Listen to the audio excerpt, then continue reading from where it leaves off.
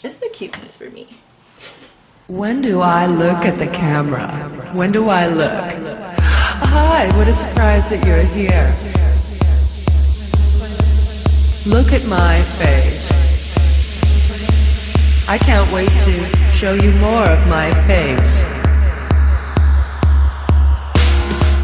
Hey guys, welcome back to my channel. My name is Alisha Brittany, and today I'm going to just show you guys how I do my high ponytail with an extension. So if you're interested in getting the look, just stay tuned. We're starting off, my hair's a little nappy, we're starting off with freshly washed hair. I'm just going ahead and getting all the kinks and knots out. Anytime I blow dry my hair, it automatically starts getting like that. I don't know why, but it's definitely a workout.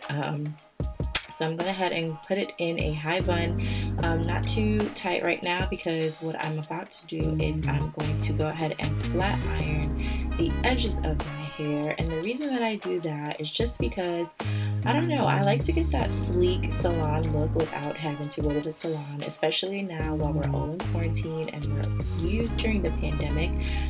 So, you know, I just try to get salon quality at my home. So by getting the crown of my head as well as the nape, I'm able to kind of make sure my ponytail is sleek. And I tend to do this for high ponytails, buns, as well as slick back ponytails with like a middle part. So maybe one day I'll be able to do a tutorial with that. But for now, I'm just going ahead and taking small sections. I'm using my Chi flat iron. I'm going ahead and using small sections, and I am just passing it through ever so gently. I think I have the flat iron on about 300, 350 maybe.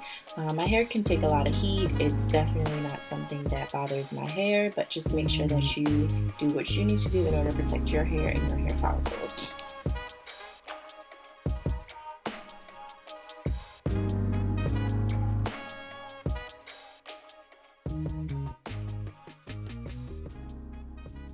So usually what I do use, the product I use for my hair, whenever I am flat ironing my hair, usually I like to moisturize my hair very well during the washing process, during the blow drying process, so that way I don't have to add that much oil to my hair, because my hair texture can get very oily and weighed down very easily. Therefore, I like to use the Camille Rose Growth Serum, and I kind of use that as my heat protectant.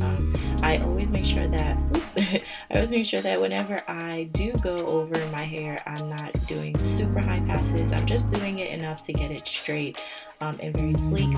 Later on, you're going to see that when I brush and use other styling products, it will help with the sleekness as well.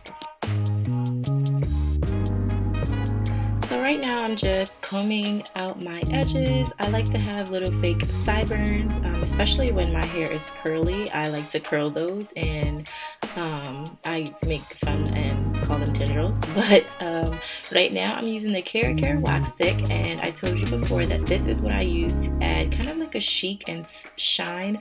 I do use gel in my hair when I do ponytails, but gel makes my hair curl up so fast, so I have to use this wax stick in order for me to get all my little beady bees, as Martin would say, and you know, just make sure I get all the bumps out and get all of the waviness out of my hair, especially when I'm not doing a wavy pattern hair or hair extension. This is a lot of work. By this time, my hands are on fire, my arms are burning, but it's so imperative for me to get that perfect ponytail. I'm talking about all around 360. I want to make sure there's no bumps, no waves, nothing hanging out, because trust me, I will do this ponytail more than one time. So as you can see, I didn't do it that tight, and I'm going to go ahead and add my extreme gel. This gel I bought off Amazon, but I do know that they sell it at beauty supply stores. I'm gonna go ahead and add it to the back of my hair, to the sides, just on the places that I know that the wax stick won't hold enough. Like the wax stick needs a little bit extra help, which is usually the very back of my head and the front of my hair. But again, adding too much gel, because it is a water-based product, does make my hair curl up, and if you have that same problem, then you know exactly what I'm talking about.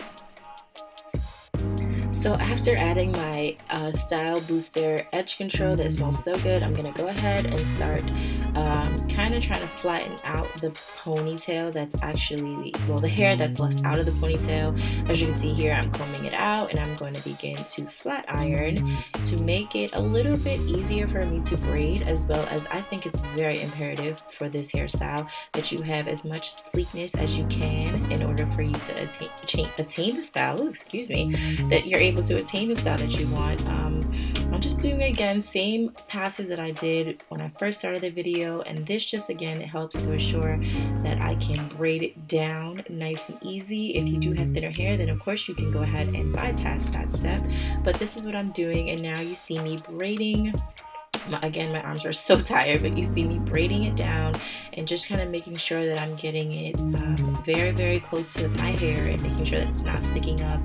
And yeah, that's